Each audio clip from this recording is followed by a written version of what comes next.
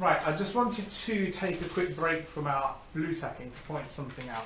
When you get to this bit, you've got cesium, barium, lanthanum. At that point, it goes all wonky, and you have to include all of this lot, which are the rare earths. They carry on past that as well. They're put underneath. So... Oh, are they the ones that are like in the two columns underneath? Yeah, the rest of the periodic because of the way the orbitals work, and they're a bit weird. And I don't, actually, to be quite frank, I don't really understand them. I think it's something about blurring the positions of the electrons. But of course. I don't understand that it. makes sense, doesn't it? Well, it doesn't, but you know. Part of our rare earths, so those are more of our rare earths actually. So they're the ones at the bottom? So those are the ones at the bottom. No, on this standard periodic table, there'll be the periodic table, then the bit underneath. Yeah, absolutely. As opposed This is the bit underneath. Yeah, this is the bit underneath bit. All of these are quite similar to each other. They can also be used to make extremely powerful magnets. And also hyperdrives. But we don't tell anyone about that because it hasn't been invented yet and you caused a paradox, so forget that bit. Well done, you. Okay, so that's the final bottom bit of the main part. Main part, not the underneath part. We're Stable still on the normal elements. one. Yeah, back to the normal one. So these are the last stable elements. Stable? Yes. I thought there were elements on the normal periodic table, not the underneath bit, that were unstable. Yeah, there are, actually, that's quite right. See, I'm clever.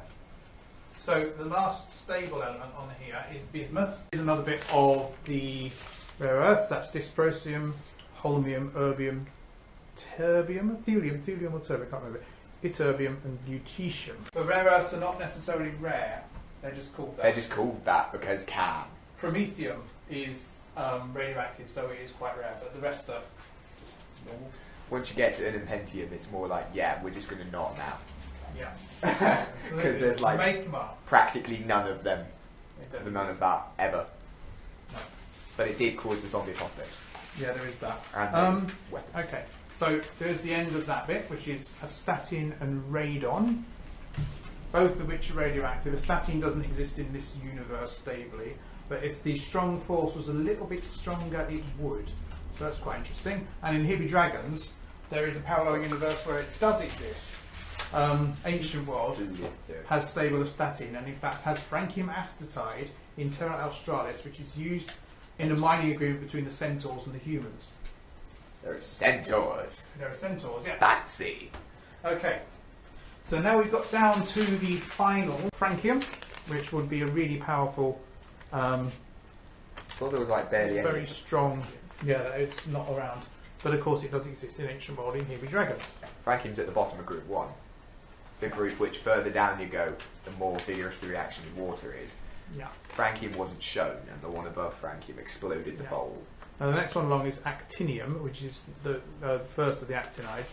These are the things you make nuclear weapons and nuclear power stations and stuff out of. They're all radioactive. Yay! And they break down very quickly. Yay! Okay. Darkness. So, where is it? Francium, radium, actinium, and now you've got the actinides, which are here. And the actinides eventually run out, but we'll do that in a bit. The reel just keeps slithering off the table like a snake, a drunk snake. How much did I have? Right. Thorium, protactinium, because it's proto-actinium, it's the one that turns into actinium. Uranium, neptunium, plutonium, which I think is nice. Americium, which is in smoke alarms. Curium, named after Madame Curie. Berkelium. Californium, which used to be the most expensive of all elements. But probably certainly not. Einsteinium. Fermium, named after Fermi, Enrico Fermi. Mendeleevium. Nobelium. Lawrencium. Rutherfordium. And Harnium, which has had its name changed. What was it? Dubnium, that's what it's been changed to. Seaborgium. I don't know what that stands for. Hassium. Micerium. Right, okay, handhold bit. We've done it. This is what it looks like. Yeah. We've made a few mistakes.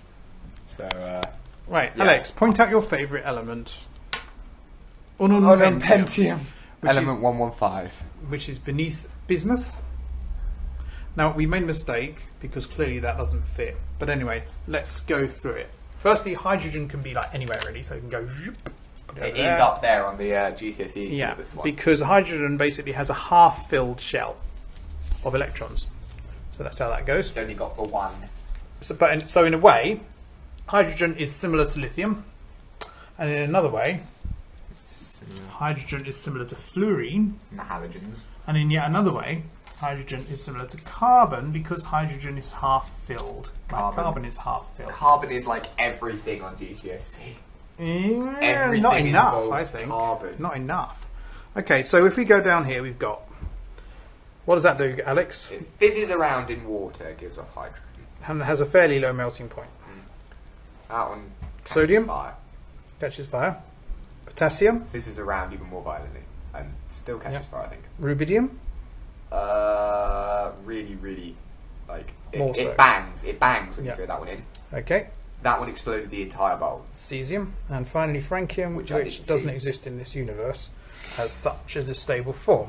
And similarly, so you can see there's a similarity there between those different elements along that column. Then we have The the reactivity next series. column along. Yeah. Well, no, because the reactivity series involves all the of them. whole lot. Yeah. Yeah, but, you know, Yeah. Okay. So beryllium. is used to power the spaceship from, what's it called? Galaxy Quest. Oh right. For I no don't know apparent anything reason. about it Okay. in real life. Right. Okay. So burns easily, burns easily, burns easily with a red flame, burns easily with a green flame. Oh, where's that? And then finally radium glows in the dark. Scandium, titanium, all of these are transition metals. That block you see along the middle, which has got a few mistakes in it, are transition metals. They tend to produce coloured compounds. They're silvery, quite durable. All of these metals over here are quite soft, have low melting points. These tend to have high melting points. And then you've got at the other end, you've got yellow explodey gas, green corrosive gas, Choking smell. choking fumes, purpley stuff which is in people's thyroids, and stuff that doesn't exist.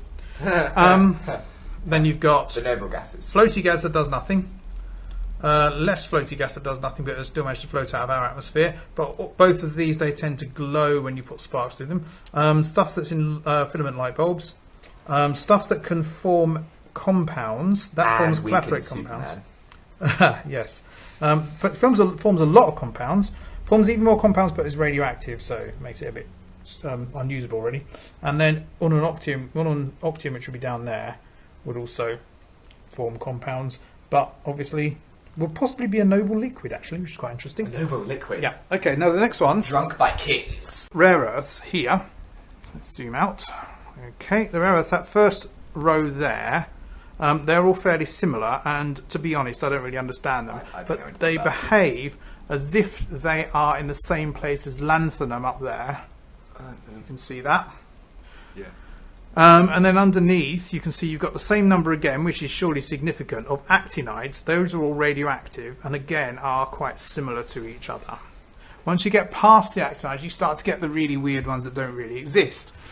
For instance. Most of which haven't got any names. For instance, Don't know what that's called. ununtrium. Ununtrium. And those are named after the numbers in the decimal system of their atomic numbers, which is why that one says 9005, which is probably wrong. And you notice that I made a mistake there. I also made a mistake there where you've got the rhodium. Okay, right, that's it for today. I'm probably going to split this into two. And it's good night from me, and it's good night from... Bye bye, me.